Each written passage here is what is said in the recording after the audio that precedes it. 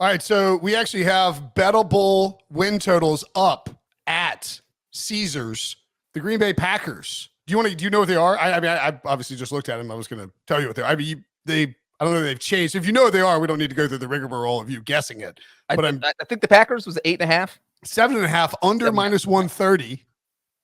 And the Jets 9.5 over minus 125. Which of those would be more attractive to you, Breech, if you were placing a bet? Jets over minus 125. Well, you can take the Jets under if you wanted to, I guess, or the Packers over or under. Like, is it, the Rodgers deal? What is it? How does that affect your thought process in the win total market there? Well, here's the crazy thing is that them adding Rodgers, I still don't think they're the best team in the AFC. I still think that title belongs to the Bills. Agreed. They went 3-3 in the division last season. I don't think they're going to go 6-0. I don't think they're going to have a big, huge improvement on that number. So maybe Rodgers knocks them up to 4-2. I just think that division is so tough. I think the Dolphins are still tough. The Bills are tough. You never know what you're going to get with the Patriots. So I'll say they get 4 wins there. What you said is 9.5. So they have to get to 10 to hit the over. You need 10 to get the over. Yep. So if they go 4-2, that just means they have to go 6-5 in their non-division games. I think they can absolutely do that. So I'd probably take the over. Even though those non-division games are tough. They're playing the NFC East. So you're looking at Giants, Eagles, Cowboys, and that won't be easy. And then obviously they're also playing the AFC West. So you're looking at the Chiefs, the Chargers. That's a lot of teams that were in the playoffs last year. I think that one of the things with Rodgers too, for me, and when I get a little nervous about taking the under on this spot, like I'm typically kind of contrarian where I think it's like, the offseason hype of the Jets is very reminiscent to me of the Raiders or the Broncos. Maybe the Broncos are the best example with Russell Wilson last year, or even the Chargers, if you want, where it's like the Chiefs are plus 160 to win the AFC or the AFC West, which was just a crazy number. The only issue with like fading Rodgers in that sort of spot is that this dude's going to be full of spite. He's not going to be thrilled about, like, he's going to want to get back at the Packers by playing really well, and preferably, I would imagine, the Packers not playing well with Jordan Love. And you see, again, we see the win totals are on the screen. You can see them at Caesars. You're hearing them in your ears. 7.5 for the Packers, juice the under. 9.5 for the Jets, juice the over. Like, I can see Rodgers playing pretty well if the offensive line stays healthy, if he can get on the same page with all these weapons. He's going to have the best weapons he's had.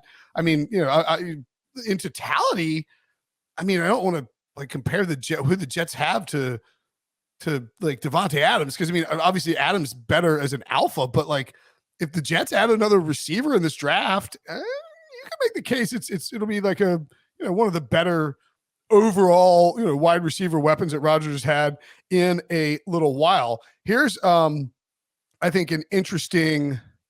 Well, and real quick, Brinson, just talking about their offense. Don't forget that Rodgers getting a huge upgrade on defense. He's never had this kind of help. I mean, the Jets gave up the 4th fewest points in the NFL last season, their 4th fewest points per game. And he hasn't had that kind of help. According to our research team, the only time he even had a top 8 defense as far as giving up the fewest points scored came in 2010. That was the year he won the Super Bowl. So you give him that kind of defensive help and you feel a lot better about your team. For sure. The other odds that we can look at really quickly, I've got this one open, so I'm just going to mention it very quickly, that I think this is kind of a decent bet right now before it moves, which I think it will. Aaron Rodgers to win MVP. Patrick Mahomes, it's plus 650. Joe Burrow, 750. Josh Allen, 7.5 to 1, so plus 750, obviously. Jalen Hurts, 12 to 1. Justin Herbert and Trevor Lawrence, 15 to 1. And Aaron Rodgers, 18 to 1. This is at Caesars.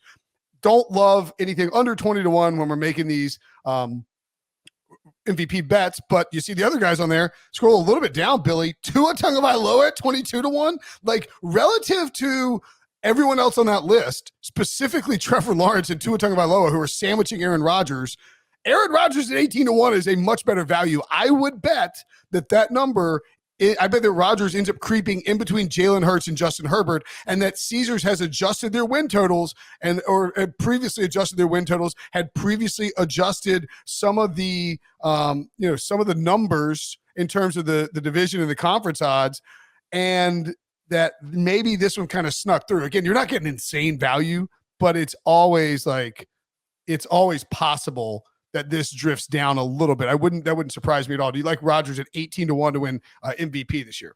I would absolutely sprinkle some money there because, a key point is, let's not forget, Rodgers has won 2 of the past 3 MVP awards. And Brinson, who was his offensive coordinator when he won those 2 straight MVPs? The man behind the 2022 Denver Broncos, the one, the only, the legend, Nathaniel Hackett. Nathaniel Hackett might be a horrible head coach, but we do know Jim he's Hackett, best friends with Aaron Rodgers. Yeah. Aaron Rodgers loves playing in that offense, and now he's going into a place where it's going to be running Hackett's offense with better all-around talent around him. So I had absolutely at 18-1 would sprinkle money on Rodgers. And for real, we'd like to make jokes about Nathaniel Hackett and what a poor job he did as the Broncos head coach, and he did do a really poor job. But a lot of that falls on Russell Wilson too. And when you see what Nathaniel Hackett did with Aaron Rodgers, you're not talking the transition here is relatively seamless. You're going to have the playbook that they ran in Green Bay.